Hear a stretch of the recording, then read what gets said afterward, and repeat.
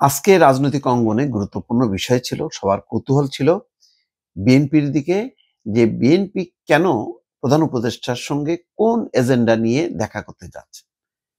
পরে জানা গেল, বিবিসি সহ বিভিন্ন গণমাধ্যম রিপোর্ট করেছে যে সরকারের মধ্যে যে দলীয় লোকরা আছে তাদেরকে অপসারণ করতে হবে, প্রশাসনকে নিরপেক্ষ করতে হবে এবং সরকার যে কেয়ারটেকার সরকারের মতন সেই ভূমিকা অবতীর্ণ হইতে হবে।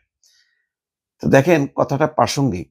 আমি বারবার বেশ কিছুদিন থেকে বলতেছিলাম যে অন্তর্বর্তী সরকার, যদিও এটা কেয়ারটেকার সরকার না, কিন্তু অন্তর্বর্তী সরকারও কেয়ারটেকার সরকারের একটা ভার্সন। কারণ এটা তো যারা নিয়োগ হয়েছে কারোরই কোনো দলীয় মানে নেই, ছাপ নেই।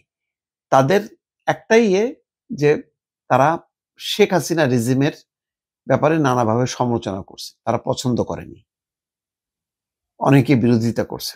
যেমন আদিলুর রহমান শুভ, সে তো রীতিমতো নির্যাতিত, কারাভোগ করেছে। আসিফ নজরুল সোচ্চার ছিলেন।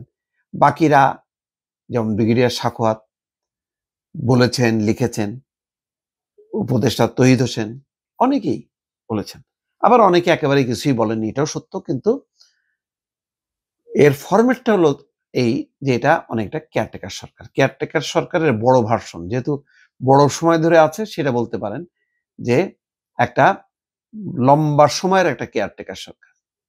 কিন্তু এখানে ওই যে ছাত্র উপদেষ্টা, প্রথমে তো নাহিদ ইসলাম ছিল, ঠিক দল করার একদিন আগে সে রিজাইন করে ঢুকলো, এবং তখনই কিন্তু বিএনপি বারবার বলতো যে অন্তর্বর্তী সরকারের ভেতরে থেকে দল করা, দল গঠন করা এটা ঠিক না এবং এটা কিংস পার্টি হয়ে যাচ্ছে।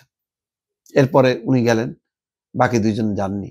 কিন্তু দেখা গেল যে সেই মুরাদনগরে, সেই লক্ষ্মীপুরে কার্যক্রম চলতেছে যে ওখানে আসিফ মাহমুদ সজীব ভুঁইয়ার নির্বাচন করবে, এদিকে মাহফুজ আলমের ভাই তো ঘোষণাই করে দিছে, কিন্তু মাহফুজ আলম কিছু বলেনি।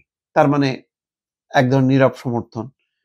ওইদিকে আসিফ মাহমুদ সজীব ভুঁইয়ার জোরে কুমিল্লার জন্য প্রায় ২৫০০ কোটি টাকা বরাদ্দ, তার মধ্যে তার নিজের নির্বাচনী এলাকায় প্রায় ৪৫০। হাসনাত আবদুল্লাহর জন্য বরাদ্দ করতেছে। মানে এইগুলো তো খুবই দৃষ্টিকটু, এগুলি তো কাঙ্ক্ষিত না। কারণ ওয়াহিদুদ্দিন মাহমুদ তো এই কাজটা করতেছে না, ব্রিগেডিয়ার সাখাওয়াত তো করতেছে না, বা রেজওয়ানা হাসান, তারা তো এটা করতেছে না। তাহলে তারা করছে কেন? সবাই তো একই প্রকৃতির হইতে হবে। তো যাক, এই বিষয়টাই হয়তো বলছে যে এখন থেকেই এটা যেহেতু এই সরকারের অধীনেই হবে, ডক্টর ইউনূসের অধীনেই, যে কেয়ারটেকার বা তত্ত্বাবধায়ক সরকারের ভূমিকায় অবতীর্ণ হতে হবে। নতুবা এই দেখেন আজকে ভারতের সাথে চুক্তি বলছে যে মানে 10টা চুক্তি বাতিল। তহিদ হোসেন বলছে যে একটা ওই ক্রয় সংক্রান্ত চুক্তি সেটা বাতিল হয়েছে, কিন্তু এরকম কোনো তথ্য তার কাছে নেই। এটা না বললেও পারতেন, মানে ভদ্রচিতভাবে, কিন্তু আসলে অসন্তোষ প্রকাশ করা হয়েছে। এই চুক্তি বাতিল হয়েছে কি হয়নি, এই অথরিটি তো আসিফ মাহমুদ সজীব ভুঁইয়াকে কেউ দেয়নি, বরং সরকারকে বেকায়দায় ফেলতেছে তারা, সরকারের ভেতরে থেকে কথাবার্তা বলার জন্য। এছাড়া বলছেন যে যেটা বলা হয়েছে মির্জা ফখরুল ইসলাম আলমগীর, যে বিএনপির পক্ষ থেকে আজকে প্রধান উপদেষ্টার কাছে এসেছিলাম আমাদের কতগুলো উদ্বেগ উৎকণ্ঠা নিয়ে, বিশেষ করে 2026 সালে ফেব্রুয়ারিতে যে নির্বাচন হবে সেটা যাতে অর্থবহ, নিরপেক্ষ এবং সবার কাছে গ্রহণযোগ্য হয়, সেই ব্যাপারে এখন থেকেই তত্ত্বাবধায়ক সরকারকে ভূমিকায় যেতে হবে। সরকারকে সম্পূর্ণ নিরপেক্ষতা বজায় রাখার জন্য এটা আমরা বলেছি, সরকারের মধ্যে দলীয় লোক থাকলে তাকে অপসারণের দাবি জানিয়েছি। প্রথমেই দরকার হবে প্রশাসন যে নিরপেক্ষ সেই ধারণা জনগণের মধ্যে প্রতিষ্ঠিত করা। সচিবালয়ে এখনো যারা আছেন চিহ্নিত ফ্যাসিস্ট, তাদের সরিয়ে নিরপেক্ষ কর্মকর্তাকে দিতে হবে। জেলা প্রশাসনের ক্ষেত্রে একই ব্যবস্থা নেওয়ার দাবি জানাইছে তারা, যেখানে মনে করছেন যে যারা পুরনো ফ্যাসিস্ট সরকারের স্বার্থ পূরণ করছে তাদের অপসারণের দাবি জানাইছে। যাই হোক, বোঝা যাচ্ছে যে ঘুরে ফিরে কিন্তু ওই আসিফ মাহমুদ সজীব ভুঁইয়া, মাহফুজ আলম, তাদের বিষয়টা আসছে।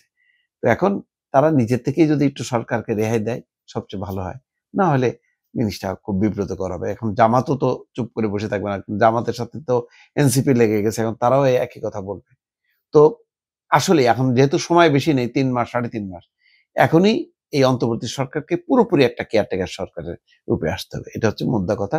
এই কথাটাই বিএনপির পক্ষ থেকে বলা হয়েছে। দর্শক।